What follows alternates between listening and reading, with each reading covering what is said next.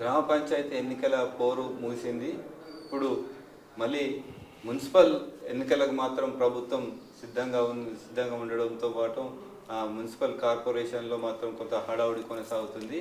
అయితే మనతో పాటు ఇక్కడ మంచిర్యాల మున్సిపల్ కమిషనర్ సంపత్ కుమార్ ఉన్నారు. వారిని అడిగి తెలుసుకుందాం ఎట్లా ఉంది ఈ మున్సిపల్ సంబంధించి ఎన్నికలకు సంబంధించి ఎలాంటి ఏర్పాట్లు చేస్తున్నారో తెలుసుకునే ప్రయత్నం చేద్దాం. నమస్తే సార్, చెప్పండి ఎట్లా ఉంది సార్ మున్సిపల్ ఎన్నికలకు? మనకు ఎలక్షన్ కమిషన్ నుంచి వచ్చిన డైరెక్షన్స్ ప్రకారము నిన్న డ్రాఫ్ట్ ఎలక్టోరల్ రూల్స్ మనం పబ్లిష్ చేయడం జరిగింది. వాటి నుంచి అబ్జెక్షన్స్ కాల్ఫర్ చేస్తున్నాము. సో అబ్జెక్షన్స్ కూడా వస్తున్నాయి.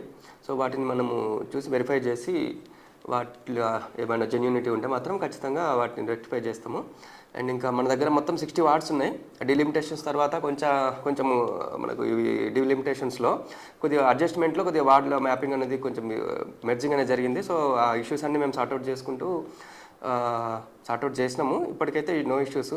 సో ఇప్పుడు వచ్చే ఈ అబ్జెక్షన్స్ అవన్నీ మేము రెక్టిఫై చేసి ఒకసారి చూసి అండ్ ఇష్యూస్ అన్నీ కూడా సార్ట్అవుట్ చేసేస్తాము. ఇంకా ఎలక్షన్ ప్రాసెస్లో భాగంగా పొలిటికల్ పార్టీస్ తోటి 5th నాడు ఒక మీటింగ్ ఉంది అండ్ 6th నాడు డిస్ట్రిక్ట్ కలెక్టర్ ఆఫీస్లో కూడా ఒక మీటింగ్ ఉంది. సో దాని తర్వాత మేము 10th నాడు ఫైనల్ ఎలక్టోరల్ రూల్స్ పబ్లిష్ చేస్తాము. అండ్ ప్రాసెస్కి వచ్చేసి వాళ్ళ టీఈ పోల్లో మేము మ్యాపింగ్ అనేది చేస్తున్నాము. సో 50% అయిపోయింది. ఇంకో 1-2 అవర్స్లో మిగతాది కూడా అయిపోతుంది. అండ్ పోలింగ్ స్టేషన్స్ వైజ్ మేము 800 క్రైటీరియాలో 800 దాటొద్దనే క్రైటీరియాలో ఒక 264 పోలింగ్ స్టేషన్స్ అయితే ఇప్పటికి అప్రాక్సిమేట్గా ఐడెంటిఫై చేసినాము. వాటిని మేము ఈవినింగ్ వరకు కన్ఫర్మ్ చేసేసి సో అది డిస్ట్రిక్ట్ కలెక్టర్ ఆఫీస్కి అండ్ ఎలక్షన్ కమిషన్ కూడా మేము ఫార్వర్డ్ చేస్తాము. సో ఓవరాల్గా ఇది ప్రాసెస్ కార్పొరేషన్లో. అంటే ఇప్పుడు ఈ ప్రాసెస్లో ఓటర్ జాబితాలో కొంత తప్పిదాలు ఉన్నాయి. మొత్తం ఓటర్లను ఎంతమంది ఓటర్లను మీరు ఐడెంటిఫై చేశారు? దాంట్లో ఏమన్నా తప్పిదాలు ఏమన్నా ఉన్నాయా? ఓటర్ల జాబితాను మనము ఐడెంటిఫై చేసేది ఏముండదు. అసెంబ్లీ కాన్స్టిట్యున్సీ వైజ్లో మనకు పార్ట్ వైజ్ డీటెయిల్స్ ఉంటాయి. సో అవి డైరెక్ట్గా మనకు ఎలక్షన్ కమిషన్ వాళ్ళు డంప్ చేస్తారు మనకు సైట్లో. సో ఆ డేటా ఏదైతే ఉందో అది మనం డైరెక్ట్గా ఎక్సెల్ షీట్లో డౌన్లోడ్ పెట్టుకొని సో దాన్ని మనము వార్డ్ వైజ్ మ్యాపింగ్ చేసుకోవడం జరుగుతుంది. సో అక్కడ ఎట్టి పరిస్థితి లోపల మనకు డిలీషన్స్ కానీ అడిషన్స్ కానీ ఏమి ఉండవు. సో ఏదైతే మనకి ఎలక్షన్ కమిషన్ అథెంటిక్ డేటా ఉందో అదిని మాత్రమే మన వార్డుకి మనం దాన్ని మ్యాప్ చేసుకుంటాం అంతే. ఆ మ్యాప్ చేసుకున్న దాన్ని మనం ఏం చేస్తామంటే పబ్లిష్ చేస్తాం వార్డ్ వైజ్. సో అది ఓవరాల్గా మనం చేసేది అంతే తప్ప మన లెవెల్లో మనము ఓటర్ లిస్ట్కి సంబంధించి ఎటువంటి మన దగ్గర ఉండదు. సో డైరెక్ట్గా మన పైనుంచి వస్తుంది. అంటే కొంత వార్డులలో అంటే పార్టీ నాయకులు మాత్రం అయితే మీరు అన్నట్టు కొన్ని వార్డులలో ఓటర్లు కొన్ని మిస్ అయినాయి అని చెప్తున్నారు. నిజానికి అట్లా జరిగి ఉంటాయంట? మిస్ అనేది 100% జరిగే అవకాశం లేదు. ఏదైతే మనకు డంప్ చేసినో ఆ డేటానే మనం యూజ్ చేసుకున్నాం కాబట్టి అది వాళ్ళు ఒకవేళ చూస్తాం వెరిఫై చేస్తాము మన లెవెల్ ఏదైనా మిస్టేక్ ఉందా లేదా అని. సో మన లెవెల్లో మిస్టేక్ లేకపోతే వాళ్ళు ఆర్డీఓ ఆఫీస్లోనే కన్సల్ట్ చేయాల్సి ఉంటుంది. సో మీరు అన్నట్టుగా ఈ కొంత వార్డ్ మెర్జింగ్ అంటే ఈ డివిజన్లో ఇంకొక డివిజన్ వాళ్ళు వచ్చారు, ఈ డివిజన్ ఇంకో డివిజన్ వాళ్ళు వచ్చారు అనేది అది వస్తుంది రెగ్యులర్గానే. ఇప్పుడు వచ్చిన దాంట్లో జనరల్గా వచ్చిన అదే అబ్జెక్షన్. సో అది మేము ఐడెంటిఫై చేస్తున్నాము.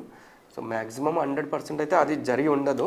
ఏంటంటే మనకు డీలిమిటేషన్స్ వాళ్ళు అర్థం చేసుకోలేక ఈ అబ్జెక్షన్ రేజ్ చేస్తున్నట్టు అనిపిస్తుంది. సో వాళ్ళకి క్లారిటీ ఇస్తాము. ఏదైనా ఉన్న వాళ్ళకు పొలిటికల్ పార్టీస్ కానీ ప్రజలు కానీ పబ్లిక్ కానీ ఏదైనా ఉన్నా క్లియర్ క్లారిటీతోనే మనము ఎలక్షన్ ప్రాసెస్ అనేది కొనసాగిస్తాం. అంటే ఇప్పుడు ఒకవేళ అట్లా వార్డులలో చేంజ్ అయినట్టయితే అది మనము త్వరగా చేసే అవకాశం ఉంటుంది. అదే అందుకే డ్రాఫ్ట్ మనము పబ్లిష్ చేసినాం నిన్న. సో అదే అబ్జెక్షన్స్ కాల్ఫర్ చేస్తాము. ఒకవేళ నిజంగానే హ్యూమన్ ఎర్రర్స్ ఏమైనా ఉన్నాయనుకునే మనం ఖచ్చితంగా మనం డీమ్యాపింగ్ చేస్తాం. రీమ్యాపింగ్ అనేది ఉంటుంది. ఏదైతే వాళ్ళ సంబంధిత వార్డు ఉందో ఆ సంబంధిత వార్డులో వాళ్ళని మళ్ళీ రీమ్యాప్ చేస్తాం. ఇప్పుడు మొత్తం మన మున్సిపల్ కార్పొరేషన్లో ఎన్ని పోలింగ్ స్టేషన్లు 264 ఐడెంటిఫై చేస్తాం అప్రాక్సిమేట్గా ఇప్పటికైతే. సో మనము ఈవినింగ్ వరకు టోటల్గా నేను ఒక కన్ఫర్మేషన్కి వస్తాను. అంటే దీంట్లో ఏమైనా కొంచెం సమస్యాత్మక కేంద్రాలు ఏమైనా ఉన్నాయి? మన మంచిర్యాలలో అయితే అటువంటిది ఏం లేదు. ఎక్కడ కూడా సమస్యాత్మక ఏం లేదు. ఓన్లీ మనము schools, government schools, private schools ఏవైతే రెగ్యులర్గా మనం ఎలక్షన్స్కి యూజ్ చేస్తున్నామో అవి అండ్ ఏమన్నా ఉన్నా ఎన్జిఓ క్లబ్లు లాంటివి మనం యూజ్ చేస్తాం తప్ప ఏవైతే కాంట్రవర్షియల్ ఉంటాయో రెసిడెన్షియల్ బిల్డింగ్స్ కానీ ఇంకేమైనా కానీ ఎట్టి పరిస్థితి లోపల ఎంటర్టైన్ చేయం. ఖచ్చితంగా ఏదైతే క్లియర్గా ఉందో ఏదైతే నామ్స్ ప్రకారం ఉందో వాటికి అంటే మీరు ఈ కార్పొరేషన్ పరిధిలో ఉన్న వివిధ పార్టీ నాయకులు కానీ ప్రజలకు మీరు ఈ ఎన్నికల సందర్భంగా చెప్పగలరు? కార్పొరేషన్ నుంచి అంతా ఫేర్ అండ్ క్లియర్గా ఉంటుంది. సో ఎటువంటి అనుమానాలు పెట్టుకోవాల్సిన అవసరం లేదు. మీకు ఏ డౌట్ ఉన్నా కూడా కార్పొరేషన్స్ 24/7 మీకు అవైలబుల్గా ఉంటుంది. సో మీ డౌట్స్ అన్నీ క్లియర్ చేసుకోండి, ఎటువంటి అనుమానాలు పెట్టుకోకండి. సో ఈ ఎలక్షన్ ప్రాసెస్ ఖచ్చితంగా సక్సెస్ చేయండి అండ్ ఎటువంటి అవాంఛనీయ సంఘటన జరగకుండా మీ వంతు కృషి చేయండి. మా నుంచి మేము చాలా కోఆపరేటివ్గా ఉంటాము. మా కార్పొరేషన్ ఎంప్లాయీస్ అయినా మేమైనా ఎవ్వరమైనా కూడా ఎన్ని వేళలా మీకు అందుబాటులో ఉంటాము. సో ప్రశాంతమైన వాతావరణంలో ఏదైతే మనకు ప్రజాస్వామ్యబద్ధంగా మన ఒక ఎలక్షన్ ప్రాసెస్ అనేది ఒక జవాబుదారీతనానికి మన నాంది, దాన్ని మీరు దృష్టిలో పెట్టుకొని ఈ ఏదైతే ఉందో ఈ ప్రాసెస్ మనం ఖచ్చితంగా విజయవంతంగా చేద్దాం. Okay, thank you sir. రాబోయే మున్సిపల్ కార్పొరేషన్ ఎన్నికల్లో మాత్రం ఇలాంటి అవాంఛనీయ సంఘటనలు జరగకుండా ప్రశాంతంగా జరుపుకోవాలి. ఒకవేళ ఓటర్ లిస్టుకి సంబంధించిన ఏమైనా తప్పిదాలు, ఒకవేళ మిస్టేక్స్ ఒక వార్డు నుంచి ఒక వార్డుకు ఉన్నట్లయితే అది త్వరితగతిన మేము పూర్తి చేస్తాము. ఈ మొత్తం ఈ మున్సిపల్ కార్పొరేషన్ ఎన్నికలు మాత్రం అంటే అటు అభ్యర్థులకు కానీ ఒకవేళ వివిధ పార్టీల నాయకులు కానీ ప్రజలకు ఏమైనా అనుమానాలు ఉంటే మాత్రం కార్పొరేషన్ అధికారులు 24 గంటలు అందుబాటులో ఉంటారని చెప్పి మనతో పాటు మున్సిపల్ కమిషనర్ సంపత్ కుమార్ తెలిపారు.